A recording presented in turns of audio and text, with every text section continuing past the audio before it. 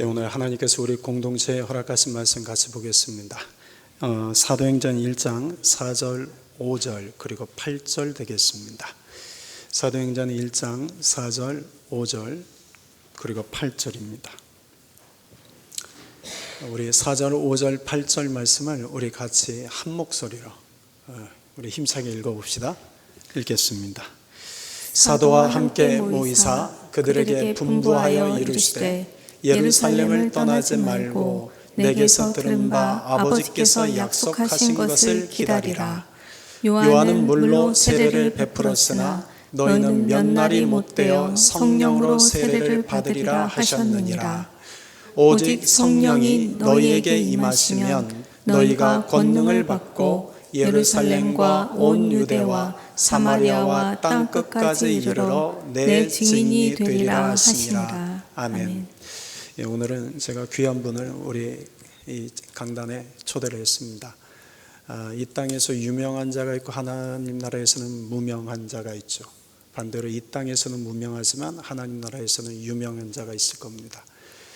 우리 목사님은 이 땅에서는 무명하지만 하나님 나라에서는 유명한 분이 되실 분이십니다. 제가 오랫동안 곁에서 지켜보았는데 참 목회자다운 목회자이십니다. 제가 존경하고 사랑하는 분이 있습니다. 오늘 김영호 목사님이 우리 이곳에 오셔서 말씀을 전해준 것에 하나님께 감사합니다. 우리 할렐루야 하고 빠져합시다. 할렐루야.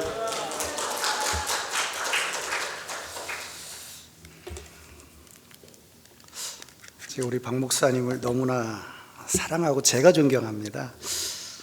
오늘 사실은 말씀을 함께 나누면서 제 마음에 은혜를 끼쳐드리고 가자라고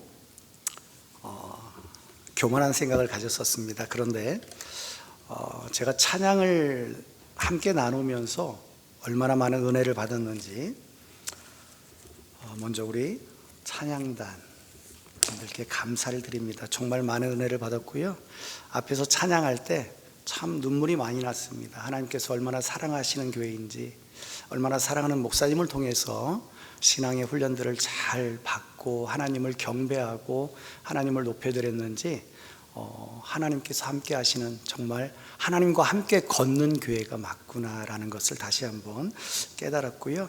사실은 오늘 기도하신 우리 김영진 집사님 기도 내용에 설교 말씀이 다 들어있습니다. 하나님께서 우리 집사님께서 기도하셨던 모든 내용들이 사실은 들어보시면 아시겠지만 그대로 다 녹여져 들어가 있거든요. 그래서 제가 두 번의 은혜를 또 받게 되었습니다. 우리 잠시 기도하고 하나님 말씀 나누도록 하겠습니다. 사랑의 아버지 하나님, 감사합니다. 저희들을 너무나 사랑하여 주셔서 너는 내 것이라고 불러주시고 하나님의 귀한 자녀 삼아주시고 하나님의 귀한 일들을 맡겨주셔서 하나님의 귀한 일들을 감당할 수 있도록 도와주시니 감사합니다.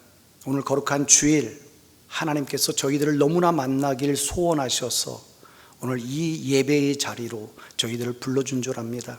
하나님, 오늘 이 시간 이곳에 성령의 충만함을 허락하여 주셔서 저희들의 마음 문이 열리고 또한 하늘 문이 열려서 하나님을 만날 수 있는 귀한 한 시간, 그래서 하나님께 찬양과 경배를 드릴 수 있는 귀한 한 시간, 또한 하나님의 음성을 들음으로 말미암아 하나님 앞에서 이 땅에서의 삶이 늘 승리하는 삶으로 살아갈 수 있는 그리스도의 군사들이 다 될 수 있도록 주님 축복하여 주시옵소서. 하나님, 이 시간 이곳을 바라봐 주시고 이곳을 비춰주시고 이곳 위에 성령의 충만함을 허락하여 주실 것을 믿사옵고 예수 그리스도의 이름으로 기도하옵나이다. 아멘.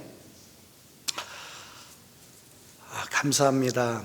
이렇게 귀하게 귀한 자리에 저를 불러주셔서 저는 정말 보잘것없는 그런 목회자인데 귀한 우리 목사님 또한 운영위원회 우리 성도님들 그리고 모든 성도님들이 불러주셔서 함께 은혜를 나눌 수 있는 귀한 시간을 가져서 너무나 감사합니다. 성경 말씀을 쭉 읽다 보면은요, 마지막 종말의 시대가 분명히 온다라고 말씀합니다. 우리가 그것을 인지하든 인지하지 않고 살아가던 성경은 분명하게 말씀하는 것은 내가 이 땅에 올 것이다. 주님께서 말씀하셨고요. 그 때가 마지막 종말의 때가 될 것이다 라고 말씀하고 있습니다. 성경 데살로니가전서 5장 1절 말씀을 보시면요, 주의 날에 밤에 도적같이 온다라고 성경은 분명히 말씀합니다. 이런 시대를 저희들이 살아가고 있습니다. 어떠한 시대입니까? 우리가 마지막 때가 되면은요, 예배를 드리고 싶어도 드리지 못할 때가 온다라고 말을 합니다. 지금이 그런 때의 시작이 아닌가 생각됩니다. 이제 마음 놓고 복음을 증거하지 못하는 시대에 저희들이 살아가고 있습니다. 지난주에 저희 교회 집사님 한 분이 아프리카 쪽에 선교를 갔다 오셨습니다. 그런데 그 집사님께서 선교를 가셔서 복음을 증거하는데 대놓고 복음을 증거하지 못했습니다. 관계를 통해서 복음을 증거했고요. 또한 작은 마을들로 찾아가서 어떤 틈을 공략해서 그들에게 복음을 증거하는, 마음 놓고 복음을 증거하지 못하는 시대를 저희들이 살아가고 있고요. 또한 강대상에서도 마음 놓고 복음을 증거하지 못하는 시대에 저희들이 이제 살아가고 있는 것이 아닌가 생각됩니다. 성경은 마지막 때에 환난과 핍박이 저희들에게 임한다라고 말씀합니다. 바로 그때가 되면 우리가 예배를 드리고 싶어도 마음 놓고 예배를 드릴 수 없는 그러한 세상 속에서 저희들이 살아갈 것입니다. 이런 시대 속에서 우리가 종교 생활이 아닌 온전한 그리스도인으로서 우리가 믿음을 지켜나가면서 살아가야 하는 것이 아닌가 생각됩니다. 종교 생활이라는 것은 무엇이겠습니까? 그냥 교회만 왔다 가는 것, 내가 오늘 예배 잘 드렸다 하고 돌아가는 것. 그러나 세상 가운데서의 삶은 하나님이 원하시는 사람으로서의 삶이 아닌, 하나님이 원하시는 자녀로서의 삶이 아닌 그러한 삶을 살아갈 때 우리는 종교인이 될 수밖에 없습니다. 사랑하는 성도 여러분, 우리가 우리의 믿음을, 이 마지막 때에 우리의 믿음을 지킴으로 승리하시는 성도님들이 다 되시고, 더 나아가서 주님으로부터 칭찬받을 수 있는 우리 모든 성도님들이 되시길 바랍니다. 사랑하는 성도 여러분, 우리가 어떤 사람을 만나는가에 따라서 우리의 삶이 달라집니다. 좋은 사람들을 만나면서 살아간다면 그 사람의 삶이 아름다운 삶이 될 것이고요, 어떤 세상 가운데 많은 유익을 주는 삶을 살아갈 수 있을 것입니다. 그렇기 때문에 부모된 저희들이 자녀들을 위해서 늘 기도하는 것이, 하나님, 우리 자녀들에게 좋은 자녀들을 만날 수 있도록, 좋은 친구들을 만날 수 있도록 도와주십시오 라고 기도합니다. 그래야 우리의 자녀들이 이렇게 힘든 어려운 세상, 또한 악한 세상 가운데 하나님이 원하시는 삶으로 살아가기 때문에 그렇습니다. 뿐만 아니라 우리의 신앙도 마찬가지인 것 같습니다. 우리의 신앙이 좋은 어른들이나 신앙의 선배들, 또한 영적으로 깨어있는 목회자들을 만나는 것, 그래서 그분들을 우리의 신앙의 멘토로 삼고 살아가는 것이 참 중요합니다. 우리가 신앙을 감당할 때, 우리가 신앙생활을 하면서 살아갈 때 내 옆에 하나님이 인정하시는 신앙인들이, 신앙의 동료들이 많길 원합니다. 우리 함께 걷는 교회 모든 성도님들이 함께 서로 세워주고 함께 서로 하나님의 모습들을 닮아가기 위해서 기도해주는, 그래서 정말 신앙의 좋은 동역자들이 되기를 주님의 이름으로 축복합니다. 또한 신앙생활하면서 하나님과의 만남이 참으로 중요합니다. 하나님과의 만남을 통하여서 성령의 임재함으로 살아가는 것이 신앙생활에 있어서 절대적으로 중요합니다. 그래야 성령님이 인도하시는 삶이 무엇인지를 알아갈 수가 있습니다. 하나님의 영이신 성령님께서 우리의 삶을 하나님이 원하시는 삶의 모습대로 이끌어 가시기 때문에 그렇습니다. 주님께서 원하시는 참된 제자가 되길 위한 첫 번째 방법은 하나님과의 인격적인 만남이 있어야 한다는 것입니다. 그리고 그렇게 하나님을 만날 때 이 땅에서 우리가 승리하면서 살아갈 수 있는 것입니다. 성경 모든 곳을 보면은요, 물론 예수 믿고 잘 사는 것, 축복받는 것을 말씀하고 있습니다. 그러나 성경 전체적인 맥락을 이렇게 흐름을 보면은 우리는 이 땅에서 하나님의 영을 받은 사람들은 사탄 마귀와의 싸움인 것을 우리는 알아야 합니다. 그것이 성경에 나와 있는 전체적인 맥락입니다. 언제부터 그 싸움이 시작되었습니까? 에덴 동산에서부터 그 싸움이 시작되었습니다. 우리가 이 땅에서 예수 믿는 것은 내가 예수 믿고 잘 되기 위해서 예수 믿는 것이 아니라 내가 예수 믿고 성령을 받음으로 말미암아 이 땅에서 그리스도의 군사로서 승리하면서 살아가길 하나님은 원하신다라는 것입니다. 사랑하는 성도 여러분, 그렇다면 주님께서 원하시는 참된 제자로 살아가기 위해서 우리가 어떻게 해야 할까요? 가장 먼저 주님을 인격적으로 만나야 된다라고 제가 말씀을 드렸는데, 그렇게 하기 위해서는 말씀과 기도를 우리가 놓치지 말아야 합니다. 말씀은 무엇일까요? 말씀은 이렇습니다. 물론 하나님께서 허락하신, 하나님께서 주신 성경의 기자들을 통해서 우리들에게 주신 말씀이지만, 저는 이 말씀이 하나님을 알아가는 방법이라고 말씀드리고 싶습니다. 또한 더 나아가서 우리가 인생을 어떻게 살아가야 되는지, 인생의 온전한 올바른 삶으로 살아갈 수 있는 말씀은 디렉션과 같은 것입니다. 하나님을 어떤 하나님인지 알아가고 우리가 삶을 어떻게 살아가야 되는지를 알아갈 수 있는 디렉션입니다. 기도는 무엇일까요? 기도는 하나님과의 대화입니다. 우리가 부부가 함께 살아가면서 대화가 단절된 사람들이 종종 있습니다. 우리 가끔 보면은 연예인들이 그런 모습들로 비춰질 때가 있습니다. 보기에는, 화면상 보기에는 참 인고 부부 같습니다. 그런데 어느 순간 문제가 터지고 그런 문제 가운데 우리들은 이런 말들을 합니다. 쇼윈도우 부부였다. 그런 일들이 왜 생길까요? 먼저 대화가 단절되기 때문에 그렇습니다. 기도는 그렇습니다. 하나님과의 대화입니다. 그 대화 가운데 우리가 기도의 시간들을 점점 많이 가짐으로 말미암아 하나님과의 친밀함을 갖는 것이 바로 기도인 것입니다.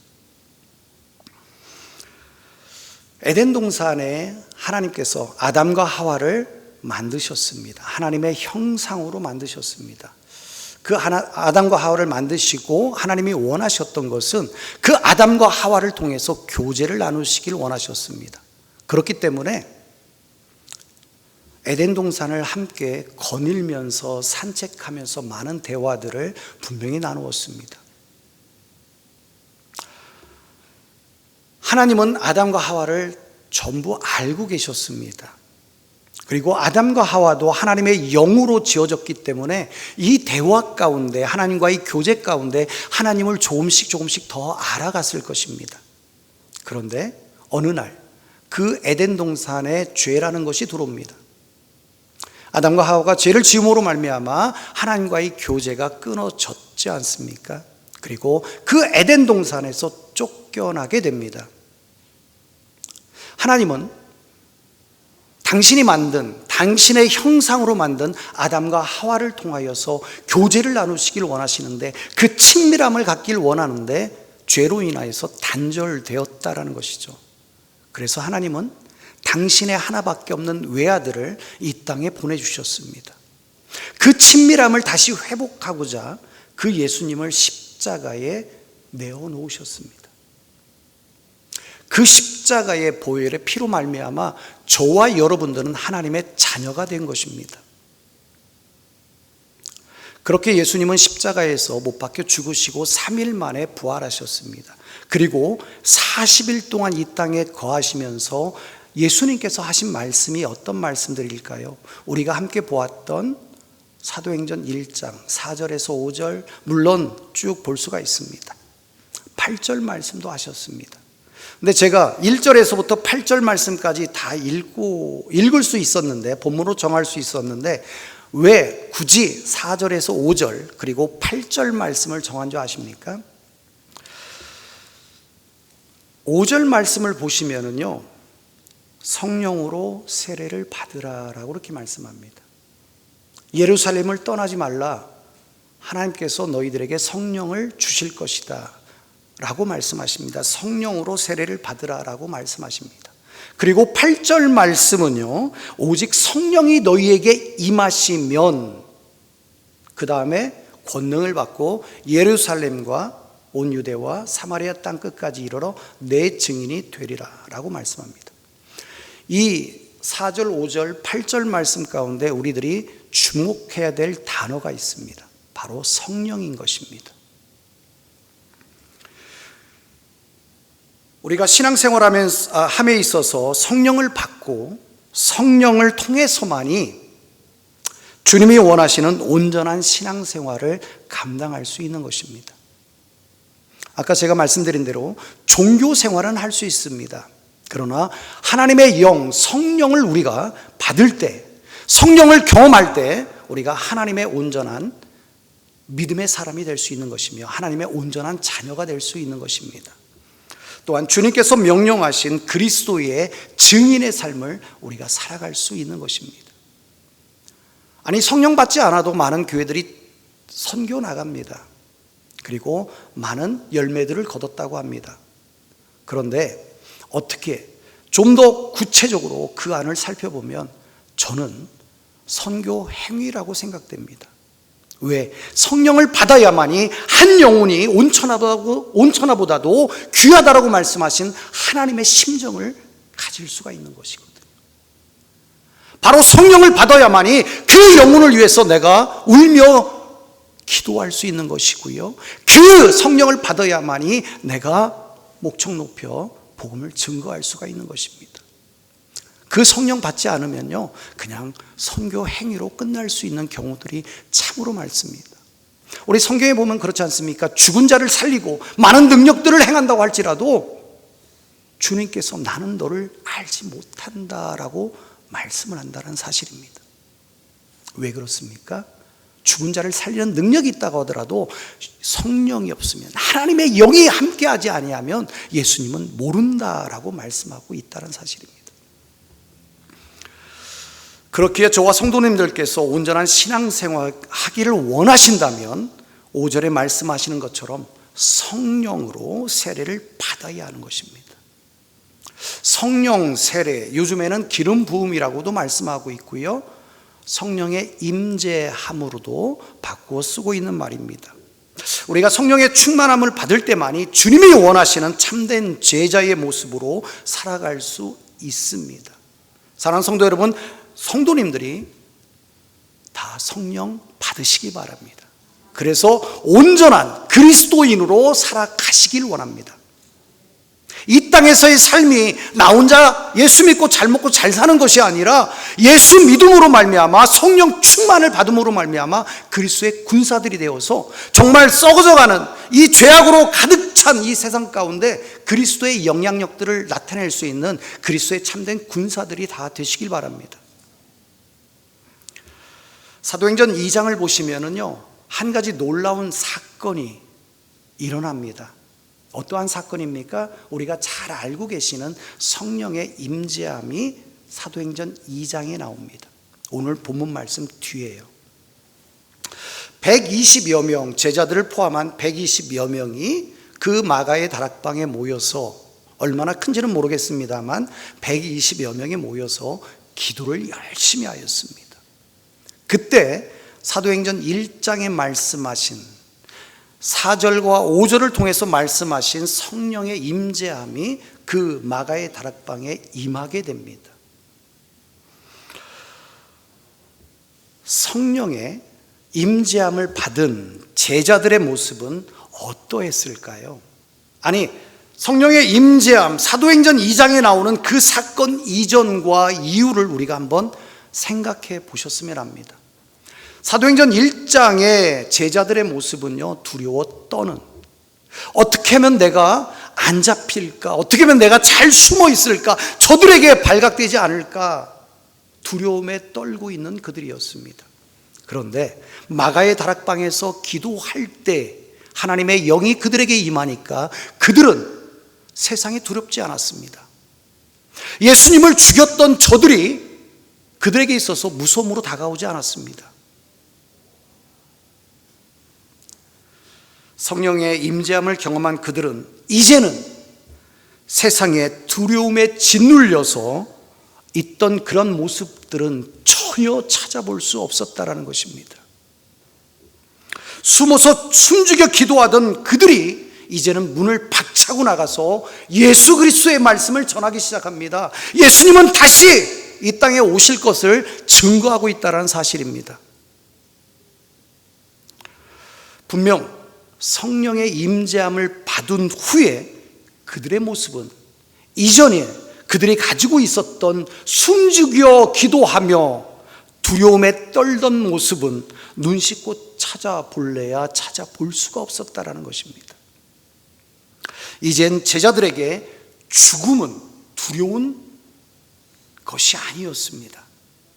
제자들은 이제 목숨을 내어놓고 천국과 지옥을 증언하기 시작합니다. 그리고 부활하신 주님께서 하늘나라에 올라가셨지만 때가 되면 도둑이 모르는, 도둑도 알지 못하는 그러한 시간에 주님은 오신다라고 말씀합니다. 도적같이 임한다라고요. 무엇 때문에 제자들이 이러한 모습으로 변했을까요? 다른 것이 없었습니다. 성령의 임재함, 성령의 충만함, 기름 부음을 받았기 때문에 그렇습니다. 제자들의 가슴에 강하게 솟아 일어났기 때문에 이 성령의 충만함을 통해서요 나가서 복음을 증거하는 그들이 되었다라는 것입니다.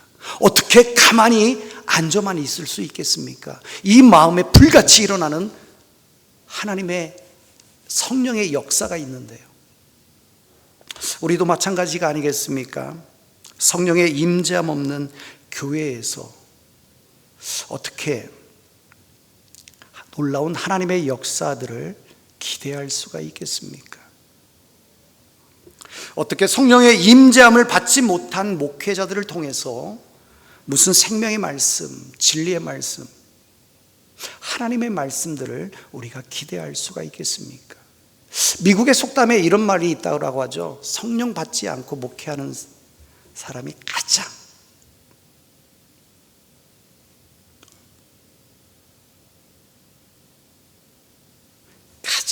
미련한 자이다. 맞습니다. 성령 받지 않고요 어떻게 하나님의 말씀을 증거할 수 있으며 종교 생활은 할 수가 있습니다. 그동안 해왔던 많은 노하우들이 있기 때문에 하나님의 말씀을 잘 풀어갈 수는 있을 것입니다. 그러나 그 속에 생명은 없는 것입니다. 그 속에 예수님의 살아있는 말씀은 살아 역사하지 못하는 것입니다. 저도 그럴 수 있습니다. 그렇기에 저는 날마다 성령의 충만함을 위하여서 몸부림치고 애쓰고 기도하고 있습니다. 물론 그렇지 못할 때도 있지만 어떻게 하면 하나님의 영을 제가 경험할까? 어떻게 하면 하나님의 영을 제가 받을 수 있을까? 놓치지 않을까? 여러분 시편을 보면 다윗의 시들이 쭉 나옵니다. 저는 다윗이 성령의 충만함을 받은 사람이라고 믿습니다. 그렇기 때문에 그가 범죄하였을 때 나단 선지자가 그에게 왔을 때 그의 잘못을 지적하였을 때 그는 바로 무릎 꿇고 하나님 앞에 이렇게 기도합니다. 하나님, 성령을 내게서 거두지 마십시오. 나에게서 떠나지 마십시오. 왜? 성령과 함께하는 삶을 그가 살았기 때문에 나의 이 범죄함으로 성령을 거두어 가시면 나는 살아갈 수 없다는 것을 너무나 잘 알기 때문에 다윗은 그렇게 기도하였습니다. 또한 성령의 임재함 없는 우리 교회 직분자들을 통하여서 어떻게 교회가 변화될 수가 있겠습니까? 예수님의 능력의 일꾼들이 어떻게 될 수 있을까요? 더 나아가서 주님이 바라시는 선한 열매들을 우리가 어떻게 성령을 받지 못한 성도들을 통해서 얻을 수 있겠습니까? 사랑하는 성도 여러분, 빌립보서 2장을 보시면 예수님에 대하여 이렇게 기록하고 있습니다. 예수님은 하나님과 본체이셨지만 이 땅에 종의 형체를 입고 오셨다라고 그렇게 말씀합니다. 우리가 보통 생각할 때 예수님은 하나님의 아들이시기 때문에 우리와 틀릴 것이다라고 생각합니다. 아닙니다. 예수님은 우리와 똑같은, 물론 잉태하는 그 과정은 분명히 틀립니다. 그러나 우리와 똑같은 몸을 가지고 이 땅에 오셨습니다. 그리고 살아가셨습니다. 그렇기 때문에 배고픔을 느끼셨고요, 외로움도 느끼셨고요, 그리고 마음의 아픔도 느끼셨습니다. 또한 이스라엘 백성들이 제 가운데 서 있는 모습들을 보면서 울며 그들을 위하여서 기도하시는 예수님, 그 마음에 안타까움이 있기 때문에 울며 기도하지 않겠습니까? 예수님은 분명히 하나님이셨지만 우리와 똑같은 육신의 몸을 입고 이 땅의 사역을 감당하시는 예수님께서요, 요한복음 3장 34절 말씀을 보시면 이렇게 말씀하고 있습니다. 하나님이 보내신 이는 하나님의 말씀을 하나님의 말씀을 증거한다고 말씀합니다. 이는 하나님이 성령을 한량없이 주심이라. 예수님께서 하나님께서 허락하시는 성령을 받고 하나님의 귀한 사역들을 감당했다라고 말씀하고 있습니다. 예수님께서도 늘 기도로 하나님 앞에 나아가셨지 않습니까? 심지어는 잡히기 전날까지도 겟세마네 교회에 가서 겟세마네 동산에 가서 어떻게 기도하셨습니까? 땀방울이 핏방울 되기까지 기도하셨습니다. 그런 예수님이셨습니다. 성령의 충만함을, 하나님의 인도하심을, 하나님의 역사하심을 늘 빠지지 않고 기도하셨던, 그래서 습관처럼 기도하셨던 분이 바로 예수님이셨습니다. 종종 제자들이 예수님이 사라질 때가 있었습니다. 함께 분명히 계셨는데 어느 순간 예수님이 보이지 않습니다. 그때 제자들은 당황하지 않았습니다. 늘 가는 곳에 계셨기 때문에 이들은 바로 예수님이 계신 곳에 가셨습니다. 왜? 그곳에 가면 기도하시는 예수님이 계셨기 때문에 그렇습니다. 자, 예수님께서도 사역을 감당하시기 위하여서 성령 충만함을 위하여서 기도하셨고요, 그 성령의 충만함을 받고 공생애의 사역을 감당하셨다라는 것입니다. 자, 그러면 이런 예수님을 초대교회의 교인들은 어떻게 바라보고 있을까요? 우리는 성경 말씀을 통해서 2000년 전에 예수님의 사역들을 한눈에 다 볼 수가 있습니다. 그때 초대교회 당시에 예수님을 보았던 다른 사람들은 예수님을 어떻게 평가하고 있을까요? 사도행전 4장 27절 말씀을 보면 이렇게 말씀합니다. 과연 헤롯과 본디오 빌라도는 이방인과 이스라엘 백성과 합세해서 죽였지 않습니까?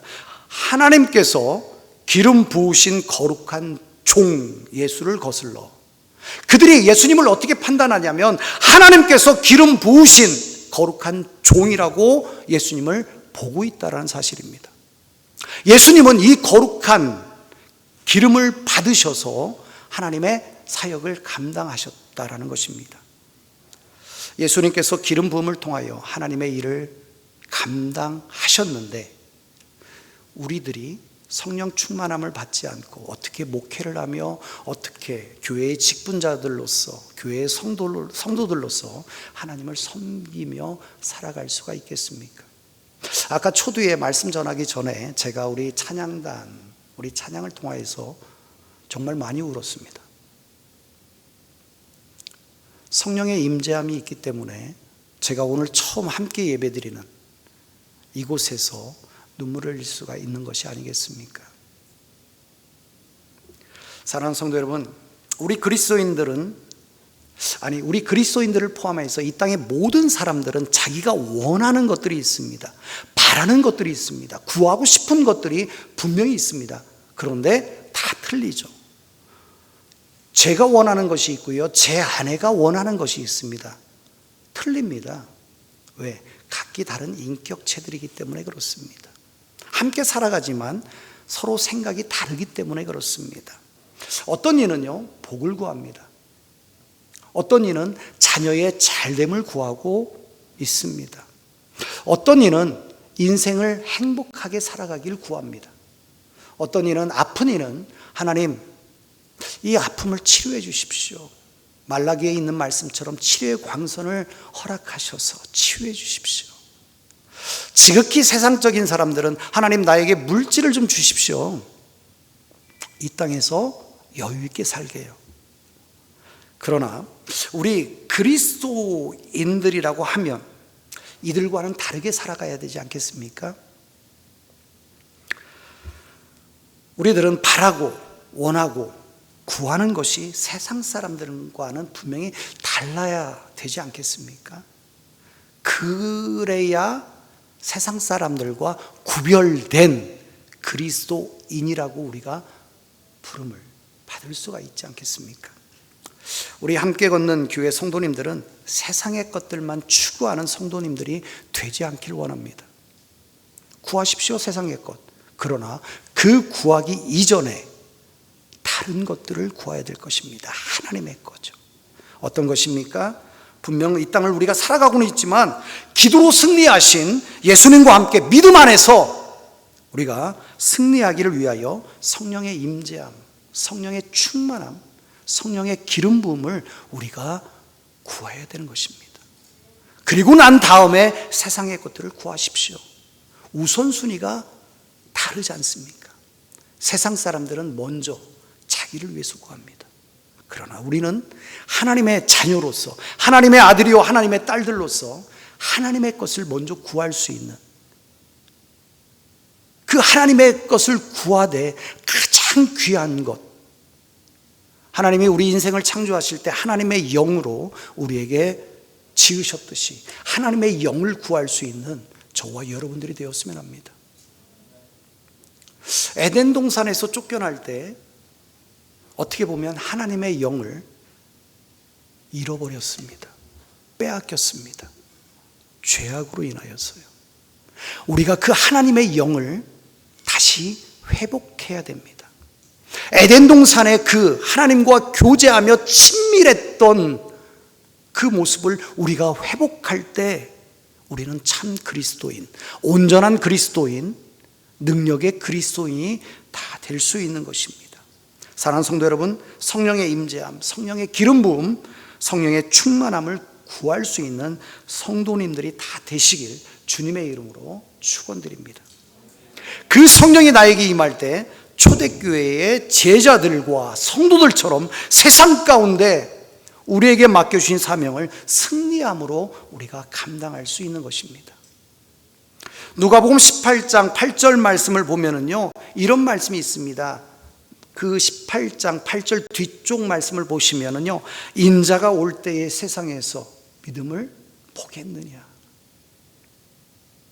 다른 말로 말하면 내가 이 땅에 다시 올 때 너희들의 믿음이 온전한 믿음을 갖고 있는지 내가 볼 수 있느냐, 우리들에게 말씀하는 것입니다. 그렇게 주님이 물어보실 때, 주님, 우리 함께 걷는 교회의 믿음이 여기 있습니다. 우리 장로님의 믿음이 여기 있습니다. 우리 권사님들의 믿음이 여기 있습니다. 우리 성도님들의 믿음이 여기 있습니다 라고 자신 있게 주님 앞에 내어놓을 수 있는 저와 우리 성도님들, 우리 함께 걷는 교회가 되시길 주님의 이름으로 축원드립니다. 우리가 믿음으로 승리하면서 살아갈 수 있는 힘은 내가 결단함으로, 내가 열심히 살아감으로 우리가 승리하는 삶을 살아갈 수 있다라고 착각하지 마십시오. 이것은 큰 착각이고요, 큰 교만입니다. 내가 마음먹은 대로 우리가 믿음을 지켜나갈 수 있습니까? 그렇지 못합니다. 내가 결단한다고 해서 우리가 온전한 신앙생활을 할 수 있을 것 같습니까? 그렇지 못합니다. 주님 앞에서 승리하면서 살아갈 수 있는 능력과 방법은 다른 것이 없습니다. 오직 말씀과 기도 가운데 우리가 성령의 충만함을 받고 온전한 그리스도인이 될 때 우리는 하나님 앞에서 승리하는 삶을 살아갈 수 있는 것입니다. 이제 마지막으로 성경 두 곳을 저희들이 한번 찾아보고요, 말씀을 마칠까 합니다. 우리 사도행전 10장을 보시면 고넬료, 이방인 백부장이 나옵니다. 10장 2절 말씀을 보면 이렇게 말씀하고 있습니다. 그 고넬료를 평가하는 말씀입니다. 그가 경건하여 온 집안과 더불어 하나님을 경외하며 백성을 많이 구제하고 하나님께 항상 기도하더니, 여기서 말씀하는 것이 세 가지입니다. 하나님을 경외했다라는 말씀이 나옵니다. 그리고 이웃을 많이 구제했다라고 말합니다. 그리고 하나님께 늘 기도하는 사람이었다라고 말합니다. 자, 이 정도 되면 고넬료는 1등 신자입니다. 그렇지 않습니까? 정말 이곳에 계신 우리 성도님들, 고넬료처럼 내가 하나님 앞에서 그렇게 살아간다 자신 있게 말할 수 있는 사람이 있습니까? 고넬료는 분명 1등 신자였습니다. 그런데 하나님께서 보시기에 부족한 것이 한 가지 있었다라는 것입니다. 그러기에 하나님은 고넬료에게 환상 중에 나타나십니다. 너가 지금 요바에 가면 베드로라고 하는 제자가 있는데 그 제자를 청하여서 예배드려라 라고 말씀합니다. 뿐만 아니라 동시에 베드로에게 가이사랴 가라. 그러면 그곳에 백부장이 있다. 고넬료라고 하는 백부장이 있는데 그에게 가서 말씀을 전하라 라고 그렇게 말합니다. 베드로는 가기 싫었지 않습니까? 그래서 하나님께서 환상 중에 보여주시면서 갈 것을 명령합니다. 그래서 그 말씀을 따라서 그곳에 갑니다. 그리고 백부장 고넬료와 가족과 주위의 많은 사람들을 함께 청하여서 그 설교 말씀을 듣게 됩니다. 자, 이때 44절에서 46절 말씀을 보면 이렇게 말씀합니다. 베드로가 이 말을 할 때에, 이 말이라는 것은 설교 말씀입니다. 성령의 말씀 듣는 모든 사람에게 내려오시니 베드로와 함께 온 할례 받은 신자들이 이방인들에게도 성령 부어주심으로 말미암아 놀라니 이는 방언을 말하며 하나님을 높임을 들음이로라. 말씀 들을 때요, 하나님께서 그들에게 성령을 부어주셨습니다. 고넬료에게만이 아니라 함께 예배드리는 가족들에게, 그리고 함께 청함을 받은 그 자리에 있었던 사람들에게 성령을 부어주셨습니다. 함께 베드로와 같이 왔던 할례 받은 사람들이 보니까 이방인들에게도 하나님께서 성령을 부어주신 것을 그들이 보았다라고 말씀합니다. 사랑하는 성도 여러분, 베드로에게 없었던 단 한 가지, 성령이었습니다. 다시 한 곳을 더 찾아보기를 원합니다. 사도행전 19장을 보면은요, 사도 바울이 3차 전도 여행 때 에베소에 갑니다. 그래서 그곳에서 한 무리를 만납니다. 어떤 무리일까요? 아볼로의 제자들을 만나서 대화를 나눕니다. 그래서 대화를 나누다 보니까 사도 바울에게 한 가지가 보였습니다. 어떤 것이 보였을까요? 19장 2절을 보면은 이렇게 말씀합니다. 너희가 믿을 때에 성령을 받았느냐? 아볼로의 제자들에게 묻습니다. 너희가 하나님을 믿을 때에, 처음 믿을 때에 성령을 받았느냐? 라고 그렇게 물었을 때 이르되, 그들이 대답하여 말하는 것입니다. 우리가 성령이 계심도 듣질 못하였다라고 말합니다.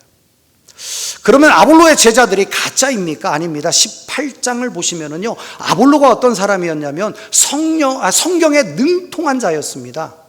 그의 제자들은 성경에 능통한 이 아볼로를 통해서 성경 말씀을 너무나 잘 배웠을 것입니다. 하나님을 잘 믿는 사람들이었을 것입니다.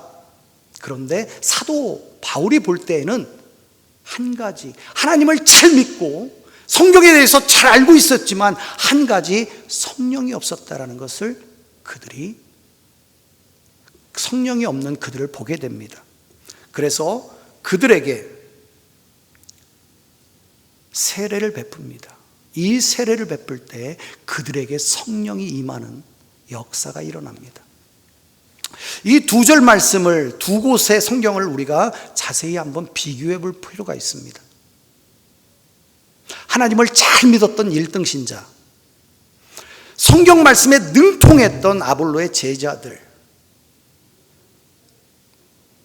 그런데 부족한 것이 있어서 하나님께서 그들에게 말씀을 전할 때 또한 세례를 줄 때 임하였던 단 한 가지, 무엇이었습니까? 성령이었습니다.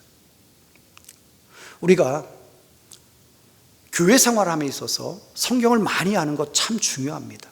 정말 필요합니다. 그래야 하나님을 알 수가 있고요, 이 땅에서 어떻게 살아갈지를 알 수 있기 때문에 그렇습니다. 기도 정말 해야 됩니다. 그래야 하나님과의 친밀함을 우리가 얻을 수 있습니다. 그 것과 함께 우리가 성령의 충만함을 받아야 하는 것입니다. 이 성령의 충만함 없이는요, 우리가 온전한 그리스도인이라고 말할 수 없습니다. 1등 신자는 될 수 있습니다. 사람 눈에 보기에. 그러나 하나님 보시기에는 아니라라고 말할 수가 있습니다.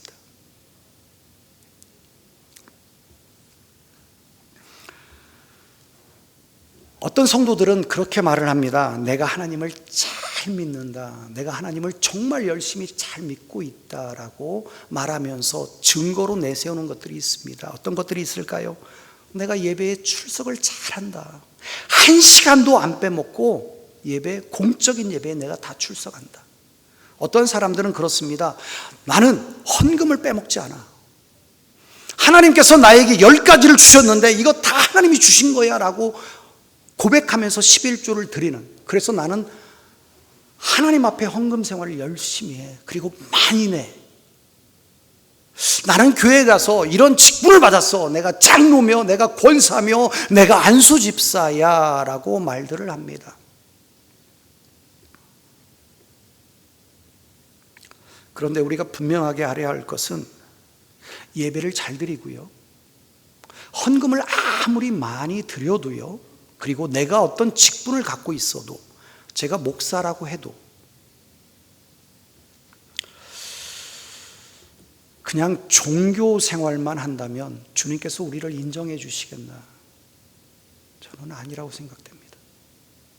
마지막 때 주님께서 백부자 심판을 하실 때 너는 종교인이라고, 저는 그렇게 할 것이라고 저는 생각합니다. 그냥 교회 생활만 열심히 한 것이죠. 종교인으로 살아간 것입니다. 예수님 당시에도 그랬습니다. 제사장들은 예수님이 하나님의 아들이신 것을 몰랐습니다. 그들은 신앙에 열심히 있었습니다. 그래서 예수님을 받아들이지 못했습니다. 이유가 뭘까요? 하나님의 영이 없었습니다. 메마른 하나님의 말씀, 그 말씀은 메마르지 않았는데 그들은 메마른 마음밭에 하나님의 말씀을 받아들였기 때문에 예수님을 거부했습니다. 저는 지금 이 땅에도 많은 교회들이 예수님을 거부한다고 생각됩니다. 종교 생활을 하는 교회들이 있을 뿐이고요. 어떤 목사님들은 하나님을 인정하지 않으면서 전하는 목사님들이 있다라고 합니다. 안 그럴 것 같습니까? 신학자들이 그러는데요, 성경에 나와 있는 모든 말씀들이 신화라고 그렇게 말을 하고 있는데요. 사랑하는 성도 여러분, 성령을 받지 못하면요 하나님을 거부합니다. 종교 생활은 잘할 수 있지만 하나님께서 주신 말씀과 기도에 더해지는 성령의 임재함, 성령의 충만함이 있을 때 우리가 눈물 흘리며 회개하여 하나님의 자녀가 될 때 온전한 그리스도인이 되는 것입니다. 하나님께서 원하시는 온전한 성도의 모습을 갖는 것입니다. 하나님이 진정으로 원하시는 것은 바로 이러한 우리들입니다. 하나님의 영으로 감동된 자, 하나님의 영으로 하나님을 섬기는 자. 작년에 에즈베리에 놀라운 성령의 역사가 있었습니다. 저는 너무나 안타깝습니다. 그 성령의 역사가 작년 그때뿐 그 이후에 계속해서 이어지지 못하는 것을 보면서 저는 참 마음이 아픕니다. 세계 곳곳에서 그 성령의 역사들이 일어나길 저는 소원합니다. 우리가 살아가고 있는 이 LA 지역에 그러한 성령의 역사들이 저는 일어나길 소원합니다. 우리 함께 걷는 교회를 통하여서 그러한 성령의 역사들이 계속해서 이어지길 저는 소망합니다. 그 중심에 제가 서길 원합니다.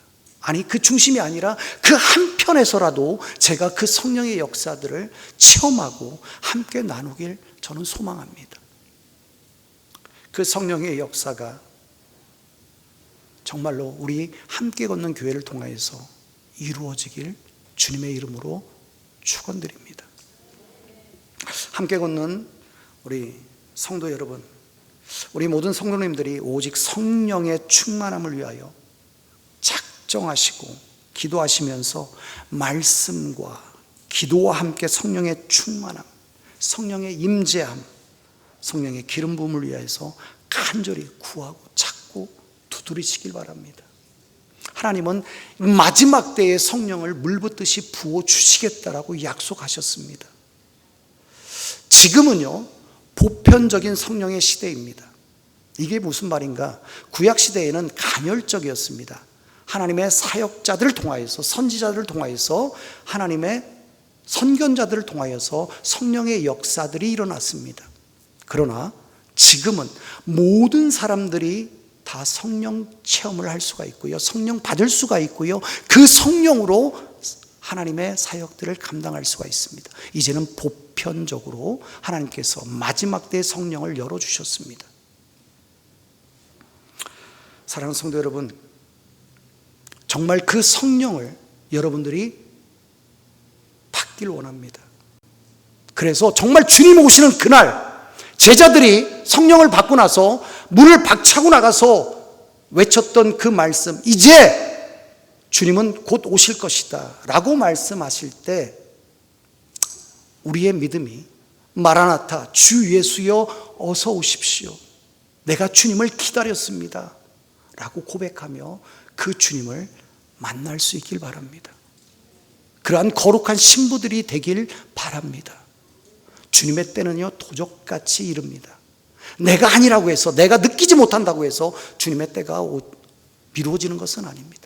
언제 오실지를 모르기 때문에 우리는 성령으로 준비하며 성령으로 하나님의 일들을 감당할 수 있길 소원합니다.